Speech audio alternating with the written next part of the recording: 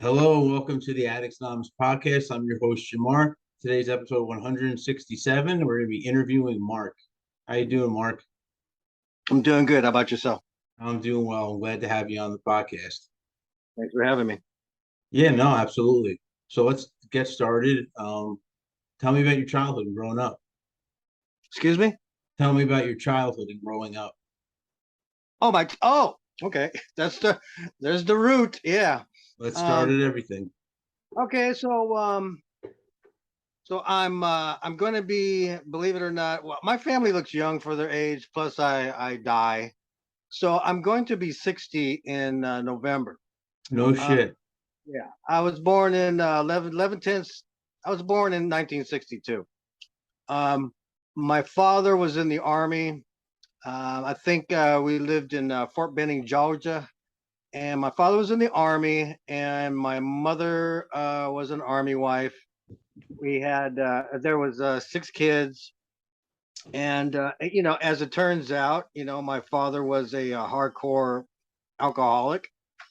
He had a very traumatic, emotionally traumatic childhood, and the same with my mom. My mom was, as it turned, I didn't find this out until, not too long ago, that she was abused as a child, and she had a personality disorder.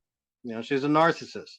I didn't know that either. I thought chaos and arguing and control and worst case scenarios and anxiety and fear and one parent turning the kids against the other parent was just normal, and not only that, as growing up, it's interesting, when I because my sober dates, my clean and sober dates 12, 18, 10. I realized, like, little things, like even like having fun clean and sober is a chore. Shaking somebody's hand and looking them in the eye, and just introducing yourself clean and sober is a chore. Because it takes training and it takes recovery, it takes repetitious practice. Because when I came in, I felt like a tortoise that had its shell ripped off of them. Drugs and alcohol were my protective shield.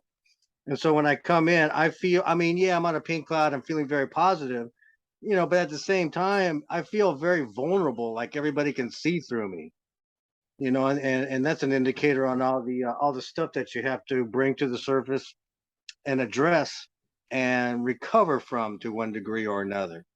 And this is like a lifelong process too. Okay, so back to in my childhood, Sunday was family day. We would go to church, and then we would drive around and go do stuff. But the thing is like 80% of the time, family day turned into chaos day and screaming and arguing, and if it's like the Simpsons when they would go out and they'd start screaming at each other to act normal, act normal, act normal. I mean, and not only that, growing up, you don't want like the neighbors to know about this kind of stuff. So because you're comparing your insides and what goes on behind closed doors to people's outsides. And so, we're the Brady Bunch as far as everybody's concerned. We're normal, Ozzy and Harriet, and Leave It to Beaver, but really, but really, we were the Adams family. We were the dysfunctional ass Adams family. There's alcoholism, there's personality disorders, and but we look good on the outside, as you can see. We Mhm. and all of us look 20 years younger than we are.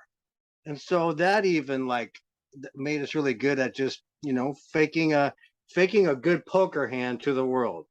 We're walking around with really deuce high, but but I think I got like four aces. I'm all that in a bag of chips. When really I'm just a shame-based alcoholic, drug addict who got started running away from reality at 12 years old. And I would go to When you junior say high. running, real quick, when you say you were running away from reality, do you mean was that using drugs and alcohol, or was that just you mentally checking out? Good question. Mentally checking out before I started using, because I was a isolator and a big time, like Walter Mitty. I don't know if you're familiar with that, but Walter daydreamer. I was just constantly in my own little zone. But then Yeah. when I discovered drugs and alcohol, then it's on. I mean, this is the life I want. And this is during the 70s too. And I have older brothers. I'm the youngest of the family. I have older brothers and sisters who are hippies and they're partying. And I'm familiar with, like, I remember like one time I saw a picture of Keith Richards on vacation, and he was like laying in a hammock, obviously wasted on a tropical island. And I just looked at that picture and I go, that's what I want. I want that life. I just want to retire and just have a good time. It's like had a lot of ambition in life. Yeah. And I've read. I'm also a member for the past 5 years out of necessity, but I'm just taking advantage of other avenues of recovery, which is a good thing. I'm also a member of Al-Anon and ACA, and ACA is Adult Children of Alcoholics. It's getting to the root cause of everything, and it's recovering from a dysfunctional childhood, which basically the whole world suffers from. We're not alone, folks. If anything, the past 2 years has proven the whole world is dysfunctional and a little crazy. Okay, so comparisons are just ridiculous. We actually have literature available. I write it, and I actually wrote something on adult children and alcohol. So I'm kind of familiar with some of the stuff. I did some research on you guys. Awesome. Where was I going with that? Okay, so I just lost my train of thought. Anyway, so damn. Okay, so I'm growing up in this environment, and I'm running away from reality. I'm going to the thought I was gonna might come back later, but I got to keep it going. So in junior high school, I remember like seeing these films, these reel to reel films of marijuana is a gateway drug and it'll lead to harder drugs. This is where I discovered that I learned how to be in denial, because you're sitting there with all your friends, and it's like, get out of here.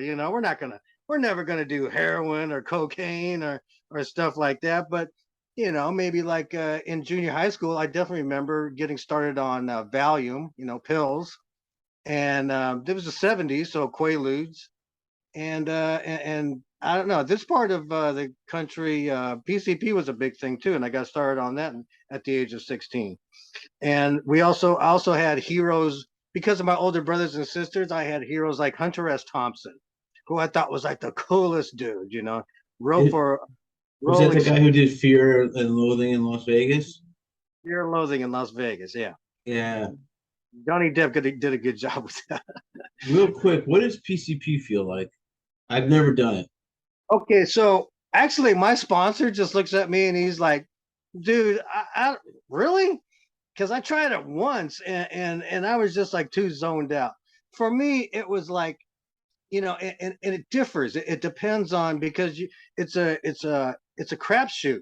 When you go score it, there's no guarantee that it's going to be good. It might be very bunk and you got ripped off, or it might be so good that you're just going to have to sit still for like 2 or 3 hours and just zone out. But when you want that perfect, when like I mean, all the addicts out there, when the perfect combination of drugs kicks in just right, Yeah. it's like a mixed cocktail. And so like with me, it would be so at best it was like being like drunk but filled with energy. I would go to Hollywood in my late teens and early 20s like every weekend, and it was either bands at the Whiskey or the Roxy, or dancing at the dance club. It's like the punk rock new wave days, and PCP and Quaaludes were like my favorite combination. So I just discovered something that would. I'm going to liken it to if you've ever seen The Matrix and Trinity like needs to learn how to fly a helicopter, and they Yeah. just like blip it into her head really quick. Well, if you get that right combination of drugs, I can dance, and I can dance well, and I can talk to girls, and I can be funny, and it's just like an over relying on a comfort zone that was so fun for so long, but it also happens to be illegal, and eventually that leads to court problems. Yeah. So back to my childhood, it was just fear based, always needing, like I said, always needing something to loosen up and conquer my fears. And who doesn't do that? And really, I mean, with me, I'm a little guy, right? And I'm like 5'7", 5'6", and I picked sports that were big guy sports. I picked football and basketball, and I really love playing these sports. But most of the time, I had to be loaded on something, because I was just so fear based. And pretty soon, it just got to the point where I would say like 80% of the time, even some jobs I couldn't get away with it, but 80% of the time I had to be on something to function. And this will catch up to you too.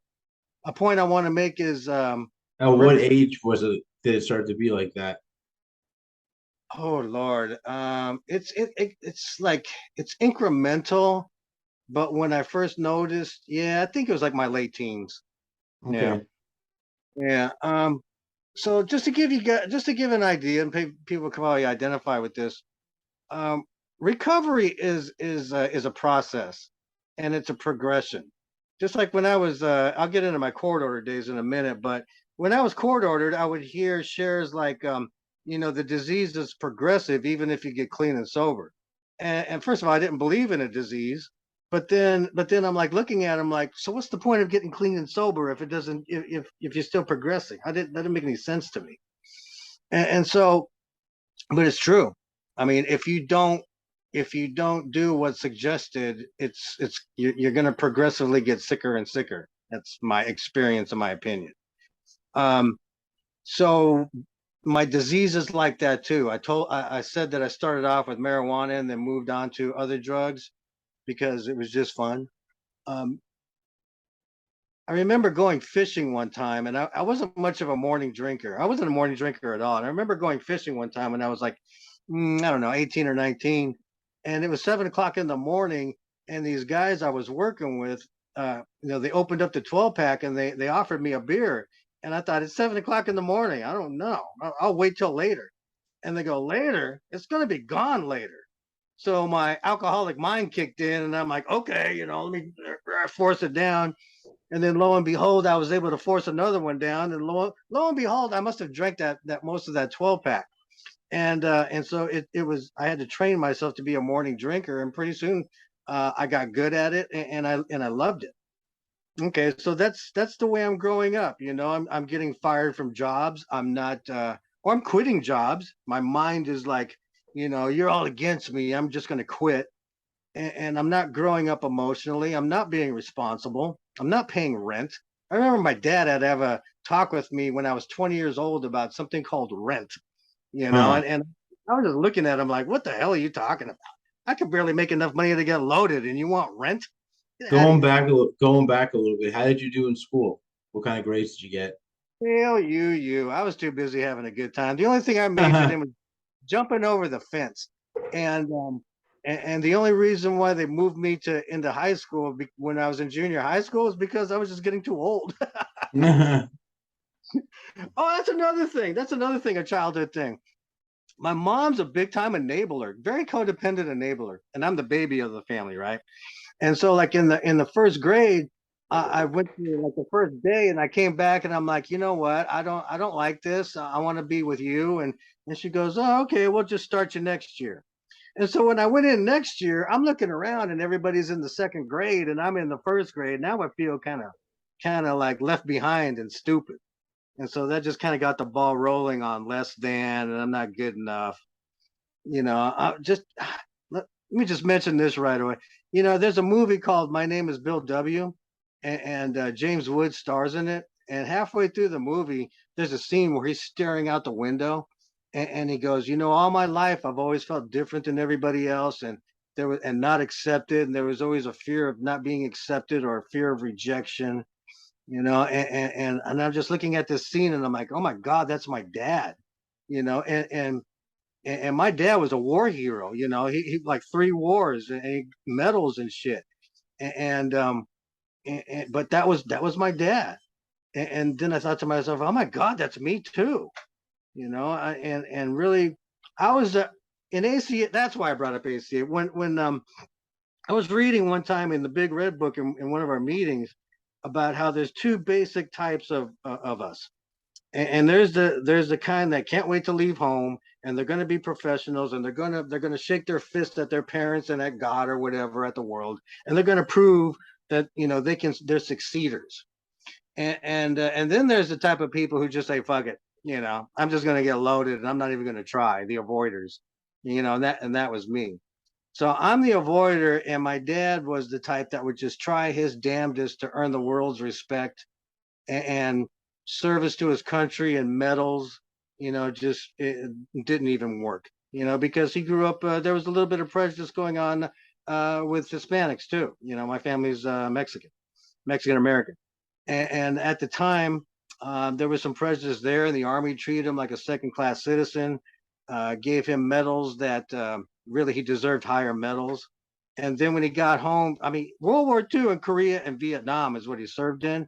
And when he got home from Vietnam, and he drank the whole time, and when he got home from Vietnam, he just like fell apart, and was just like, no more army life, so I could just drink all the time now. That progressed big time now that he wasn't being controlled by the government. And my mom just went, ballistic and just turned into a control freak tyrant. Your rotten father, the rotten government, alcoholism is the devil. Alcohol is the devil. And meanwhile, most of her kids are growing up to be alcoholics and addicts. So, man, I mean, as you can imagine, it wasn't horrible, and we were kind of interesting, but we were dysfunctional AF. So that's my roots, and that's where I come from. And again, all my life, I'm not facing this. I'm exaggerating, if not lying about what I am and where I come from. I am a chameleon. I go to an Irish bar, I'll put on a phony Irish accent. I go into the hood to score drugs. I'm all freaking ghetto. And really, who is Mark? I don't even. Mark is just somebody who will do what he can to not feel, and that is like a miserable life. And not only that, I have an enabler for a mother too. I swear to God, I must have moved out of the house maybe like once or twice, very temporarily, and I lived. And my dad passed away in the late '80s, so my mom basically just sheltered me. I mean, I did not get clean and sober until after my main enabler died in 2009, and I was 47 years old. So my mom, I heard it best in an Al-Anon meeting, where we have to hit like a cement rock bottom. We just have to. It sounds harsh, but we have to. And my mom was always sliding a mattress underneath that crashed to the rock bottom. But then when she passed away, there was nobody there to slide that mattress under there anymore. And for a year, I just couch surfed after she died. Two of my brothers had passed away in 2007 of this disease, and I was just going to drink myself to death like Nick Cage in Leaving Las Vegas. So let me rewind a little bit. I already like talked about my crazy growing up. In the year 2000, I had like a pretty good job at an aerospace company, but this mind of mine would get pissed off. I was a hard worker, and my I got pissed off. I would always get pissed off at my coworkers, and then we would have incidents. And the bosses would, my female bosses, by the way, was pointed out, female authority figures. My Did you mom. did you go right to working from high school, or did you go to college in between? No college. No, I dropped out of the 10th grade. I was a drug. I dropped out of the 10th grade, and I was a drug dealer for a few years until Okay. I got on my own supply so much that just petered out. Yeah, it doesn't work that way. Yeah, so then I just got like dead end jobs for a long time. But anyway, so in the '90s, I scored this job, and this is where the reluctant seeds of recovery were planted. And keep in mind, I have a sister with 25 years, and she had 10 years from 85 to 95, and then she relapsed, and she told me why she relapsed, and that was a good lesson. But anyway, now she's got 25 years. And this was somebody in the family that joined the cult, you know, couldn't handle her drugs and her alcohol. And me and my brothers made fun of her. And so that's in my family. That's in my experience. So during the '90s, I scored this job, and I'm getting pissed off at my coworkers, and I'm getting disciplined all the time by the bosses. And we gotta talk to you. And I start bitching about the coworkers, and they go, no, we're here to talk about you. And I'm like, what do you mean? I mean, it's like it's all their fault is my attitude. And then I start making enemies out of the bosses too, and it didn't help that they were female authority figures because I had issues with my mom. And that kind of goes out into your personal life, by the way. When you don't, your core issues that start off in your childhood are very important to address. Um, and it affects your relationships too, your relationships. Oh, Okay, so growing up when you're young, you're so impressionable. It affects every aspect of your life. um, I'll give you an example. My dad would just let my mom run the show because he was so filled with shame and alcohol. It wasn't like he was an undisciplined mess or anything. He was an alcoholic, and alcohol it had him. It had me in 2010. It's gotcha. Cunning, baffling, and powerful disease. Anyway, so yeah, so I'm blaming everybody else for my woes, just like most people do. But I'm an alcoholic and I drink over this shit. Um, and so I got pissed off. I go home one week and it's on a Thursday. And so I go, give me my check, give me tomorrow's check. And I went home and I drank like almost a fifth of vodka and I'm pissed off. And of course, my drink bone is connected to my drug bone. And so I got to go continue the party after I'm so buzzed. And it's like 10 o'clock at night. And I go score some Coke and I'm riding my bicycle, which I hardly ever have a car. I'm always riding a bicycle because I can't save money. Anyway, and that leads to not having a whole lot of girlfriends either. They're not going to ride on your handlebars when you're an adult male. So anyway, I'm just a lonely guy. And anyway, and so I get arrested on the way back to where I was staying at. And I'm thinking, and I was arrested in 1990, but they just sent me to diversion, and I just kind of screwed that off, and I went to county jail a couple of times, and then the last time they released me from county jail, they're just like, okay, your case is over, and I'm like, oh shit, that was easy, I was just a trustee in county jail for a while, big deal. But then the second time I got arrested, like freaking 8 years, 9 years later, I'm going in there thinking I'm going to get another slap on the wrist and they tell me, no, Mr. Negretti, you're facing 2.5. You're facing 2 years in the penitentiary, and I'm like, what? And they go, well, you didn't do it. This is your second felony charge, your second drug felony charge, and you know what the third one's going to mean, okay? And they go, this is your second one you're facing. Um, so you didn't do anything before, so now we're going to do something with you. We're going to send you to prison. And I'm just like, oh, and they go, I go, is there anything? They go, look, there's some they started something called drug court. And there's some counselors sitting in the back of the courtroom, and you can go talk to them if you want, see if they can help you with your situation. And so I walk up to them and I told them what was going on. And they looked at me and they go, well, do you think you got a drug problem? I'm like, nah, I ain't got no drug. Nah, and they go, well, you're facing 2 years in the penitentiary. You don't think that's a problem because of drugs? And I, well, okay, you got me there.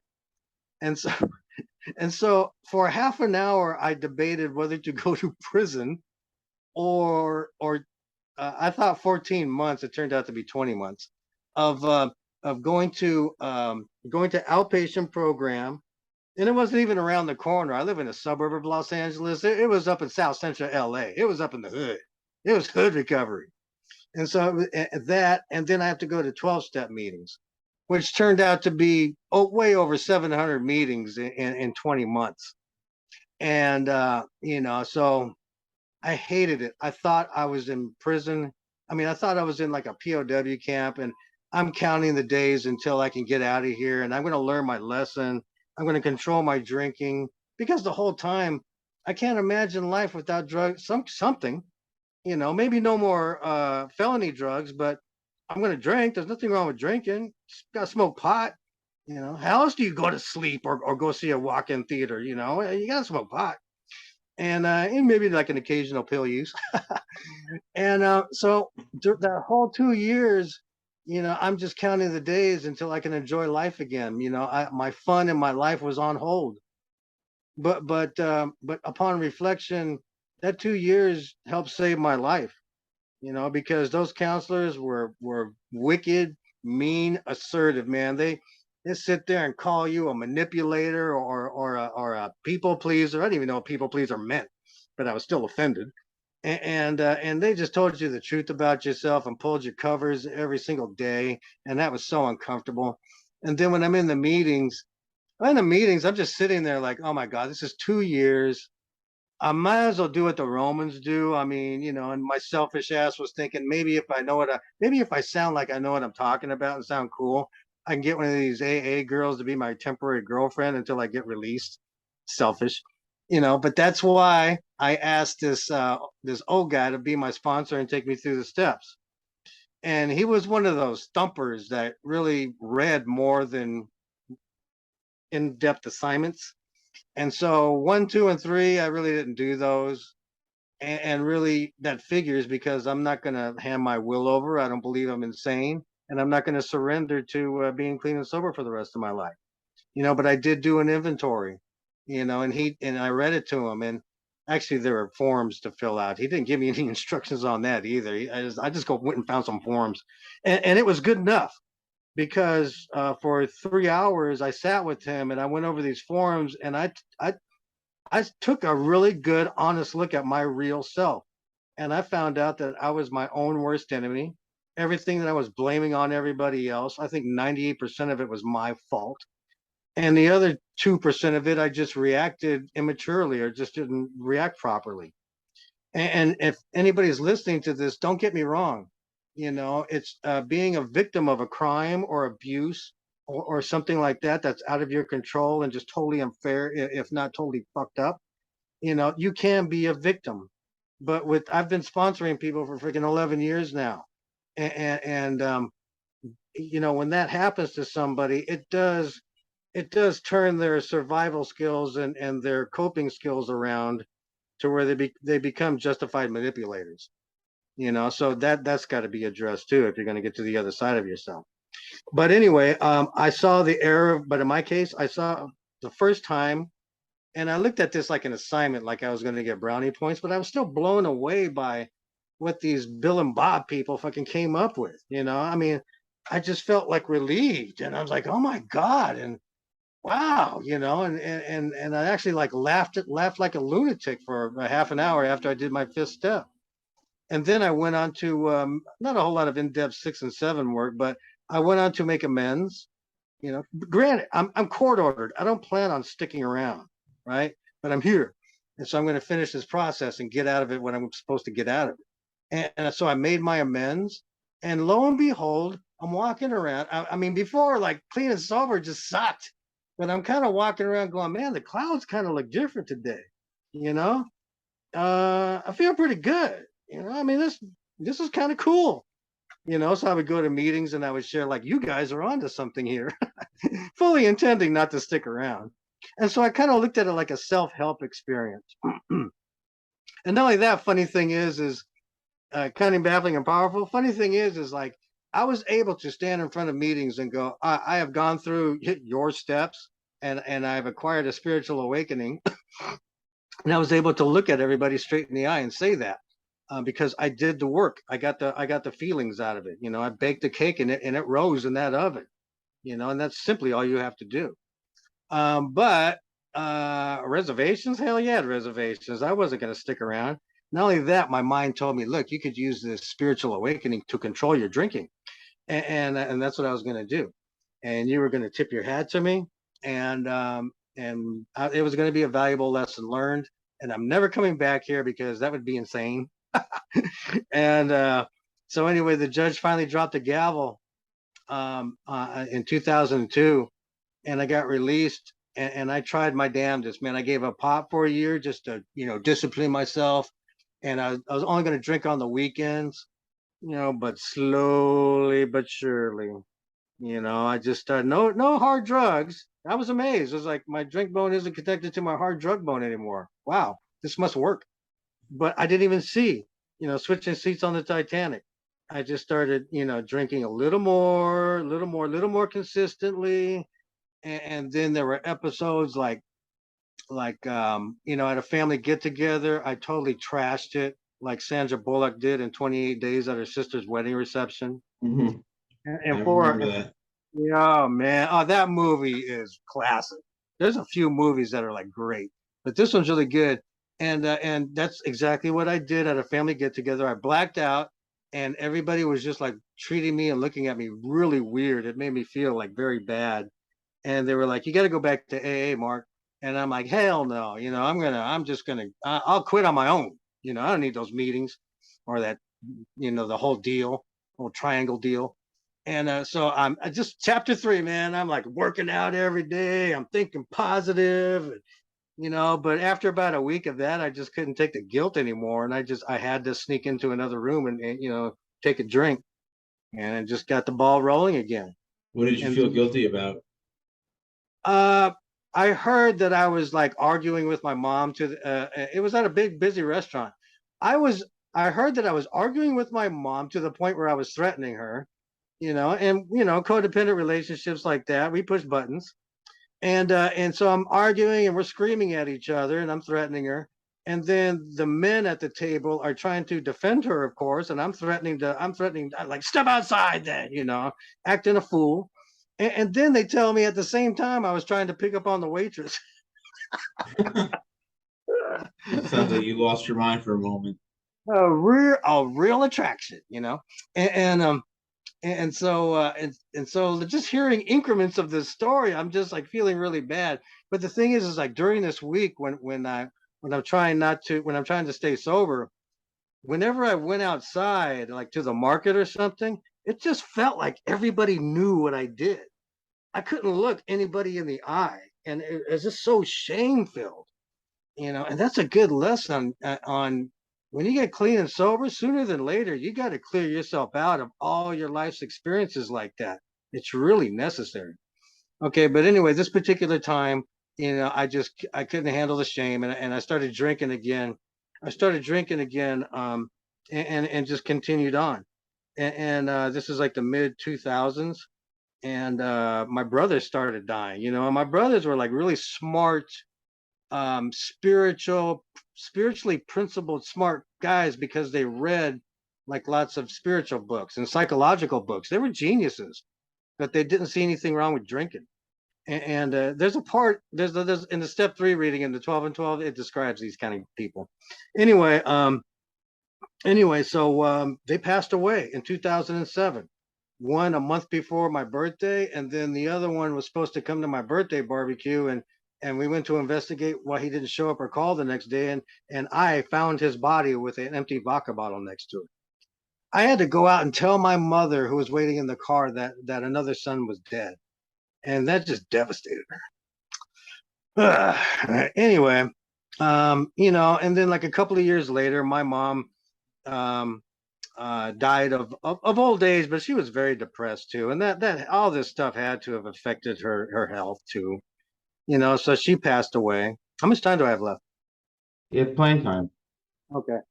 She passed away, and I am in horrible shape. I haven't worked any kind of job in years.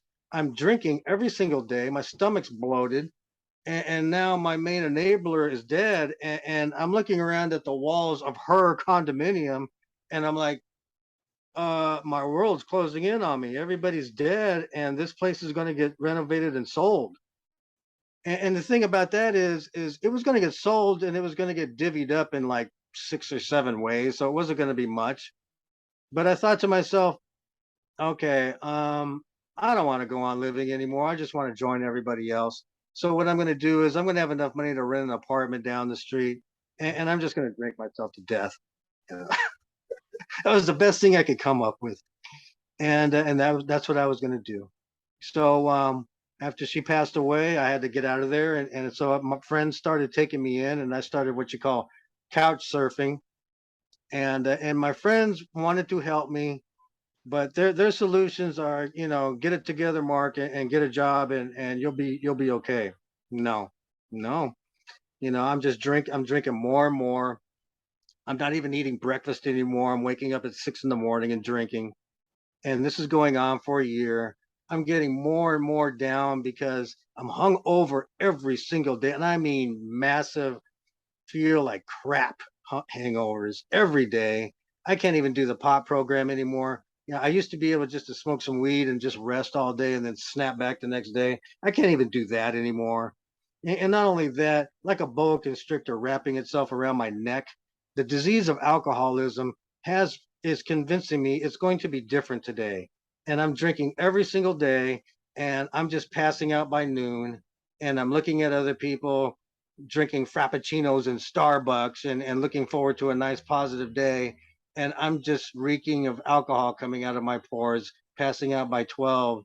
And I just want to die, you know, and so I was living with this one person. It was an elderly guy who knew my aunt and my mom. And so he felt sorry for me. So he took me in. And one Christmas he gave me some money to go Christmas shopping and cheer me up. And he was an alcoholic too, so I'm like drinking with him every day, to cheer me up. And so I take the money and I go score some weed because I know I'm going to need some weed later to go to sleep. And but the weed dealer's girlfriend had just got back from the pharmacy and she had some pills.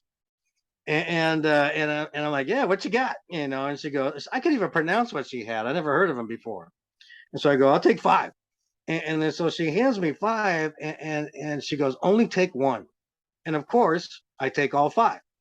And so after just abusing myself all my fucking life, and then I think the coup de grace was just like the alcohol plus those five pills, What were you the know, pills?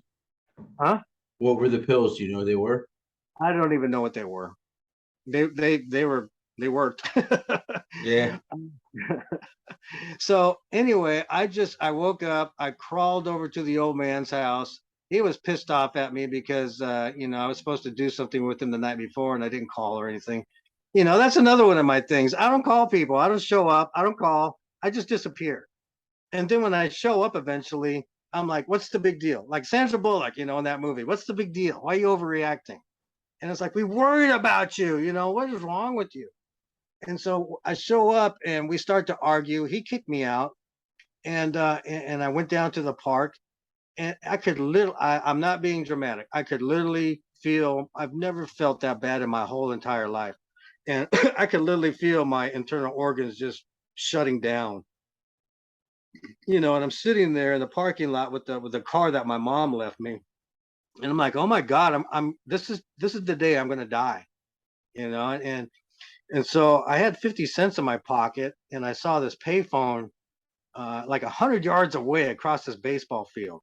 And I'm like, okay, I'm not going to die in the car. I'm going to call an ambulance and I'll worry about the bill later.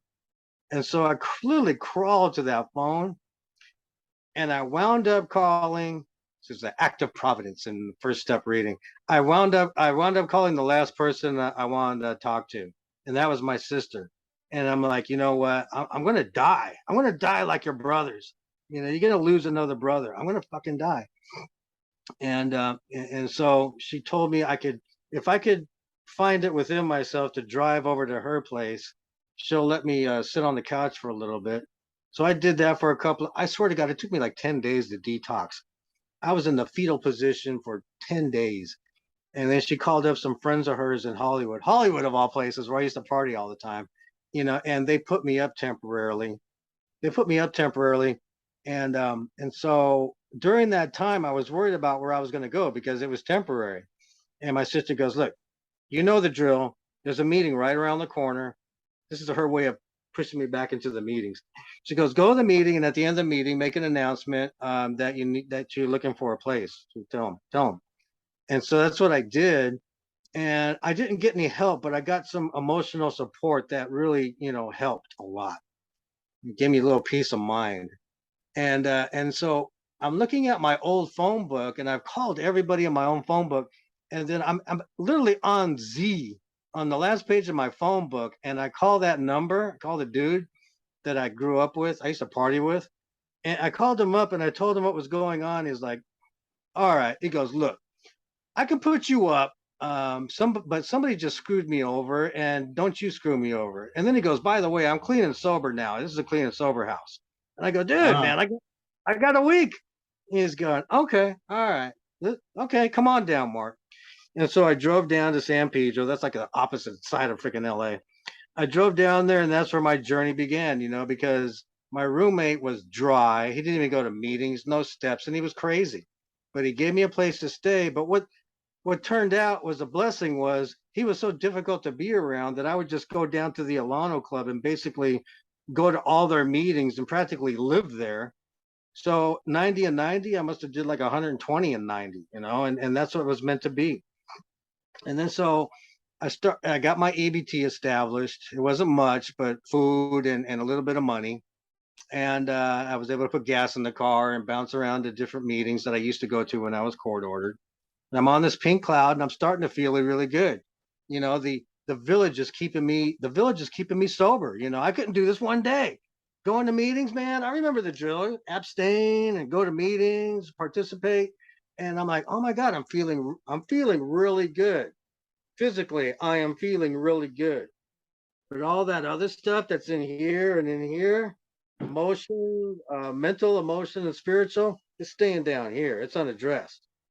And so when the pink cloud ended, I started getting like ornery. I'm chain smoking out in the parking lot more than I am in the meetings, and it's just not sober. Isn't feeling good, but it's different this time. I have nothing to look forward to. I'm going to die if I leave, and so if I can't go on like this, in other words, I'm just like this in turmoil with myself all the time and just faking it, which is hideous. Or I can get a sponsor and go through the steps and bring this back up, nice and even, address everything. And I remember looking around for sponsors, a couple of possibilities. And the past few years, these guys like relapsed and died, But there was one guy. You sure I got enough time left? Yeah. Okay. There was one guy when I was court ordered that really made an impression on me. He would piss me off all the time because he shared the truth, and when you're living in a falsehood, the truth sounds negative. The truth sounds mean, but the truth will set you free. It'll just piss you off first. And so I remember this guy shares, but what really stuck out is this guy had been to the Oz Fest. This guy was like a metal dude. And he was like sharing, yeah, I just got, screw your barbershop mentality. And, if you're recovered and if you've cleaned house and you work with others, I'm at the friggin' Ozfest with a bottle of water, rocking out to Marilyn Manson. And he's just like, yeah. And I'm just sitting there like clean and sober. And you're sitting there drinking water, listening to Marilyn Manson.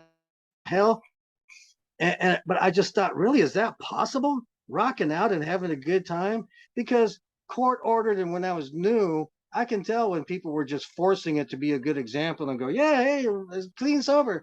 Or when people like really felt it and you can tell they were being real, comfortable in their own skin, having a good time. I remember, tripping out on Aerosmith because I knew they got sober, but they were still performing like they did back in the drug days. I mean, they were still rocking. Steven Tyler still moving around. Yeah, he relapsed recently. But my point is like he was still like he didn't need drugs to like perform and perform comfortably. He wasn't stiff. No, Steve, those guys are amazing. yeah, and they're good. And I knew they were clean and sober, so that kind of mystified me too. So I asked my sponsor about this, and he goes, "Mark, um, the 12 steps are like WD-40 that loosen the rusted bolts on your soul."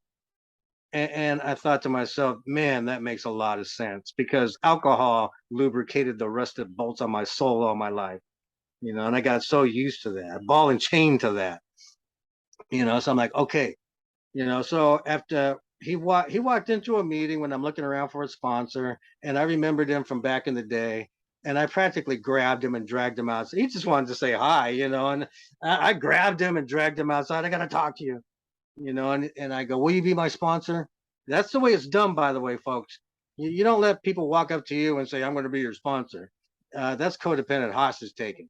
You walk up, you size them up, you listen to them, and even then, it's not a for sure thing because some people are really good actors, but and image projectors. But I knew this guy was the real deal. And will you be my sponsor? And he's like, okay. And I go, so what do we do? And he goes, okay, here's first of all, are you an alcoholic? And I go, hell yeah, I almost died. My brother's died. He's like, okay, then I think you're ready. I don't have to like read. This is a case by case thing. I don't have to like go over the doctor's opinion or any other of those chapters with you. Or you're just going to get started on the steps. So he gave me and believe me, the way we do it, just reading the big book is not going through the steps. It's a description of what you're supposed to do. It's the directions. Okay, he gave me my assignment. It was beautifully simplistic. It wasn't overwhelming. And I go, so now what? And he goes, well, when you're ready to move on, I'm not going to call you. When you're ready to move on, you call me, and then we'll set up before you can come over. We'll get it done. And I'm like, okay, all right, hey, dude, I want to do this. He's like, okay. He looks at me and he goes, okay, we'll see. I know why he did that too, because I've worked with over 100 people. Um, and then I asked him, so what's the time frame on this? And he just looked at me and he goes, how fast do you want to recover? And I just looked at him. I go, because I almost died, and I'm chain smoking out in the parking lot. I'm not comfortable anymore, and so I go fast. And it wasn't like I bore through the steps and straight A perfection or anything, but because there are distractions, and I'm a codependent, and at the time I'm a lonely codependent single guy. Of course I'm getting distracted in the meetings, and of course I envision approaching a girl at the end of the meeting and saying, you want to go for a walk at the park and we can trudge this road together, but luckily I got rejected every single time and learned what uh, their rejection is God's protection. What that meant, and so yeah, I was, and not only that, my first year, I only had a part-time job the whole damn time. The whole time I wanted a full-time job, new car, and a girlfriend, and my worldly solutions. But God had other ideas. Part-time job, go to the meeting. Sponsor was always at the meeting. After the meeting, what step are we on? Do that, repeat, repeat, repeat. And all of a sudden, 4 months after getting started with them, I'm all the way through the steps. And I'm feeling awesome. I'm feeling great. Clean and sober. I can look people in the eye. I'm sharing confidently. I mean, I don't know a whole hell of a lot. And it's really uncomfortable in your first year because I'm not a good, I'm not a good fucking memorizer and retainer. So I'm not in there doing, okay, on page 86, blah, blah, blah. So I'm just spitting it out the best I can and going through my growing pains. And apparently that was good enough because I didn't want to sponsor anybody for a while because I just didn't think I was good enough. I'm still inadequate. But when I had 11 months, I started getting asked, and I was really awkward. And I'm a rookie sponsor. I'm the guy you got to call when you're going through an emotional turmoil. I'm the adult now. Oh my God. I'm the one you're going to be looking for answers. Oh my God. Because like at the time, all I knew how to do was take somebody through the steps the way I was taken through the steps, and I told people that. But as time goes on, and I swear to God, I learn what spiritual dollars means. I learned what sponsees are the pot of gold at the end of the rainbow. I learned what that means. I learned what a spiritual program of recovery means. It's not church, it's not religion, it's working with others altruistically. And what that does for you is fill the void that needed to be filled because I can't fill it with people, places, and things or drugs and alcohol. Clean and sober, I can't be chasing after nonsense either. It's good to have stuff, but the first priority has to be going through the steps and getting a step foundation, getting those promises, getting that spiritual awakening, and then go from there. And so for the past 11 years, I have just learned so much about myself. And I'll give you, we probably have like time. So I'll give you an example. Like when I had like about 2 years, but I was like having a lot of sponsees at the time. And I've never been without sponsees. And I'm not popular in the meetings either. I just language of the heart. And sometimes it sounds kind of brutal, which makes me not very popular. But I've never had, and it's not about power, property, and prestige and a place in the AA or NA status quo. It's all about your connection with yourself, your connection with a higher power, and your connection with this purpose, which is helping others as far as they want to go. And I have like 2 years, and we're at what's called the ArcLight Theater in Hollywood. Hollywood meetings are cool. I've actually met like celebrities there. Like, just a straight out point for a second. Robert Downey Jr. And Anthony Hopkins, they're like the coolest, most approachable dudes you ever want to run across at a meeting. And I've seen like Duff and Slash from a distance. So Hollywood meetings are cool. Anyway, so we're at a Hollywood meeting, and then we go to the movies afterwards, and they had just put a restaurant. They had just put a restaurant with all this with a bar and all these lit up bottles and everything. And my sponsor sees me like walking over to this, and I'm just like looking at it in amazement, and I'm looking at the menu, but I'm just looking around. And he walks up to me and he goes, "What are you focusing on? How you feeling?" And I knew what he meant. The bottles, the lit up bottles. There were hundreds of them behind the bar. And I go, no, I'm not. I could care less about that, Spons. I'm just like amazed. I'm just wishing that they had this when I was drinking, because you could actually get loaded before you go into the theater. But I go, no, there's no effect there at all. I'm just looking at the menu. And then I looked at him and I go, yeah, that's kind of amazing. I'm not thinking about drinking at all. I'm an alcoholic, hardcore. I'm not, no. And he goes, because you work a strong spiritual program. And I worked on Sundays at the time. I go, I don't go to church. And he goes, no. It has nothing to do with it. He goes, you love working with others.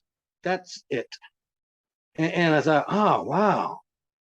So like all this time, yeah, I can go to, just like he said about the Ozfest, I can go places and not even care. The big book says we can go back to places that serve alcohol as long as we have a reason to rock out, whatever.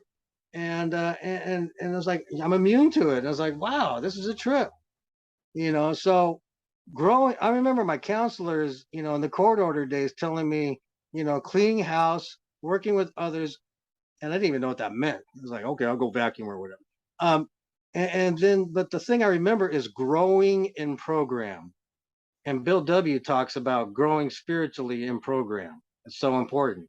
You can't stagnate. You can't just stay in the shallow end of the recovery pool. You got to become emotionally buoyant and learn how to swim in the deep end. You got to teach others how to do that too, according to their willingness and how far they want to go. Because not everybody is a success story. I've had over 130 people ask me to do this with them. I've taken 19 all the way through the steps. But the thing is like I've gotten 41 people to their fifth step. And so when I start to realize, I let go of the codependent expectations because I want them to do well, but I'm not God and I have no control over the disease, So the recovery and growth that comes from dedicating myself to working with, the chore became the passion. I love doing it. And so it is an amazing gift of awareness and consciousness. And that's the only thing you're going to take with you when you die. It's just an amazing effing gift. I remember my sponsor told me one time, because I'm a sports fan, he goes, Mark, the disease is always going to, as far as sponsees go, the disease is always going to kick your ass 78-10. It's always going to be a route, but that 10 is your responsibility. Get those 10 through, like they did with you. And I'm like, yeah, you're right. All right. So it's just been it's been an amazing life as far as being able to traverse this life. And it's a beautiful world, but at the same time it's crazy, and it's filled with self-will, dysfunctional self-will. It's filled with we are right, you are wrong, F you if you don't think or vote like me. It's just filled with that. We're all at war with each other. We're all just a bunch of character defects slamming into each other. So what this life does, it helps me like rise above it. Now, I'm not a guru or nothing, but I'm a hell of a lot better than I was before. There is no perfect program, by the way. But I'm a hell of a lot better than I am before. I'm a lot better at aligning myself with God's will, and not everything's God's will, by the way, folks. We agnostic. God is everything. No, God isn't war. God isn't abuse. I've worked with some ladies too. God isn't abuse. It's people's self-will, and so recover from that and help other ladies recover from that. Men, same thing. And it's fucked up. You can't be a victim. But we're here to recover from that best we can and help others do the same thing. You're talking about traumas and shit like that. That's serious business.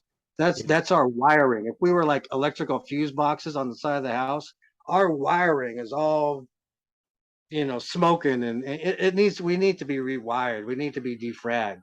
Our childhood program, I used to hate that word program. Our childhood programming has to be done away with, and we have to be reprogrammed with God's program, and not everything has to change, but a lot of it does. My dad, my sponsor saw that. He goes, Mark, your dad was in the army, sergeant in the trenches, huh? And I'm like, yeah. He goes, well, I could see someday leadership genes in you, and you being in the trenches with other alcoholics. And I'm like, man, pump the brakes. I'm on step two, man. but he was right. And my mom, yeah, she was a rageaholic narcissist who could never see her part in anything. Played favorites, scapegoats, babies of the family, and such. But she was also like a very thoughtful, loyal woman too. So we got to cultivate the good that's passed down from to us, and discover and discard and recover from the rest, because the generational patterns of dysfunction has to stop with us. We have the opportunity to do that just by saving our own lives with these 12 steps. We have the opportunity to do that. And so it's a good life being able to make better decisions, align myself with God's will, and just kind of like watch out for other people's wills, because I'm not aligning myself with other people's wills, by the way, folks. You go to meetings and those control freaks with a lot of timer in there trying to control the show, they're not God. So get a sponsor, whatever your God issues are, just mix the ingredients like a cake, and honestly and sincerely, and put the mix into the God oven, and see what happens.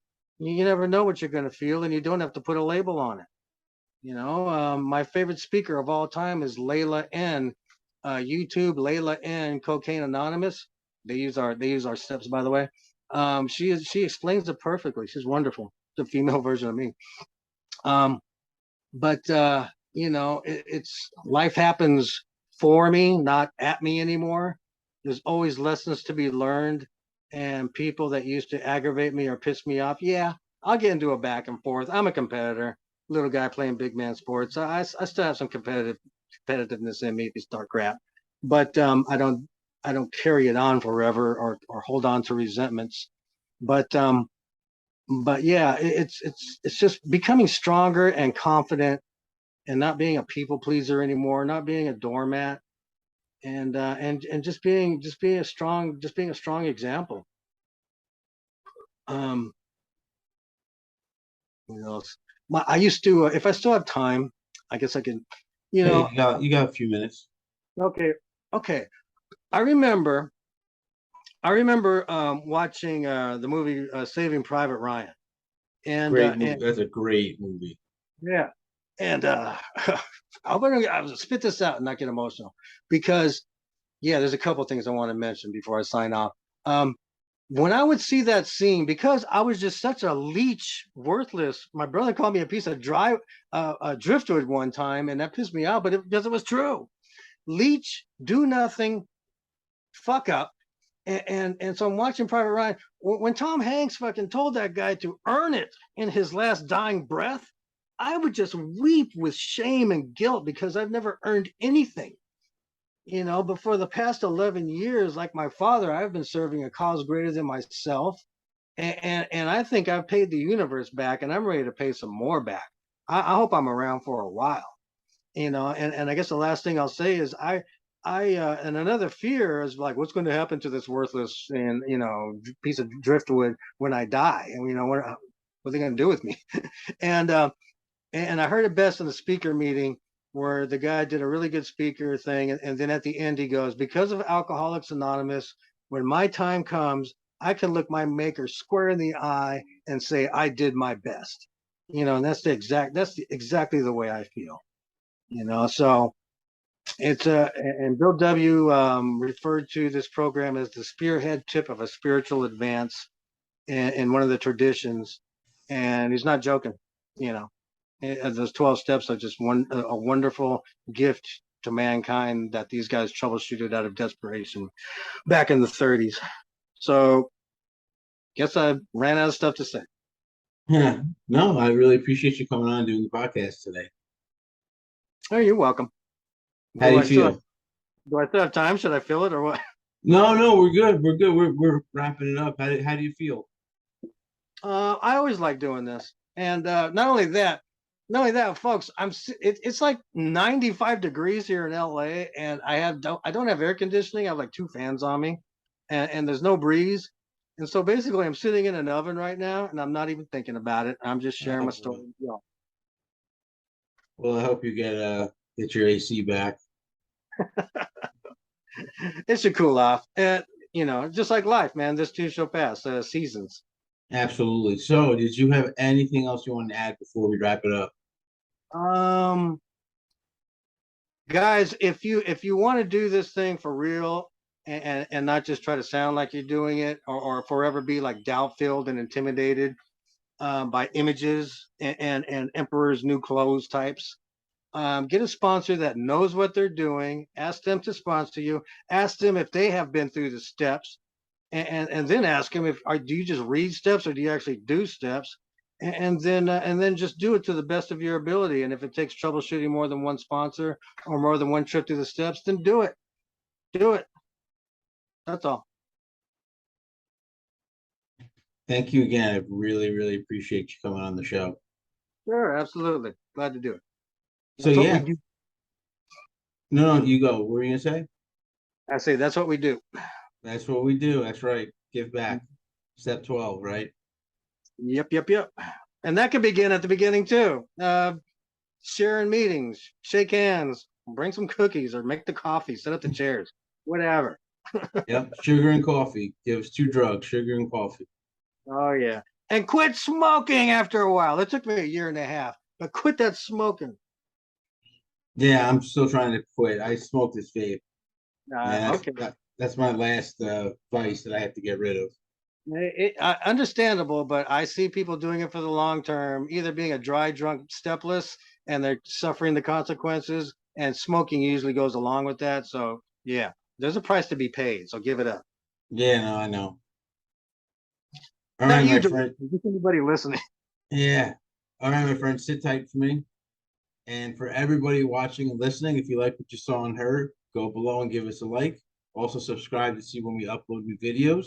You can check us out on Twitter, Facebook, Reddit, Tumblr, Instagram, and TikTok. I also suggest checking out our website, www.addicts-anonymous.com. There you'll find plenty of free literature and resources. So, again, I hope you enjoyed today, and until next time.